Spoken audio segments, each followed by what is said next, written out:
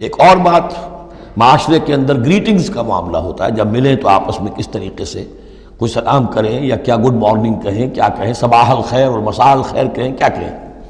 اس کا بھی اصول اللہ تعالیٰ نے بتایا کہ اس کا قاعدہ کیا ہے، وَإِذَا حُيِّيتُم بِتَحِيَّةٍ فَحَيُّوا بِأَحْسَنَ مِنْهَا أَوْ رُدُّوهَا، جب تمہیں کوئی دعا دی جائے، اصل میں عربوں کے ہاں چونکہ یہ رواج تھا حیاک اللہ حیاک اللہ حیاک اللہ، اللہ جو ہمارے ہاں سرائے کے علاقے میں حیاتی ہوئے، تمہاری عمر بڑھے، اللہ تعالیٰ عمر زیادہ کرے، تو یہ وہ انداز ان کا تھا کہ حیاک اللہ، تو اسی سے جو بھی گریٹنگز ہیں ان کے لیے لفظ تحیہ بن گیا ہے۔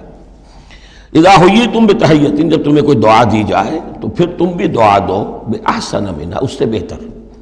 السلام علیکم کے جواب میں السلام علیکم ورحمۃ اللہ اضافہ کر کے دیجئے، لوٹائیے۔ اور ردوہا، کم سے کم اتنی تو کرو کہ برابر جو ہے وہ بات اس کو لوٹا دو۔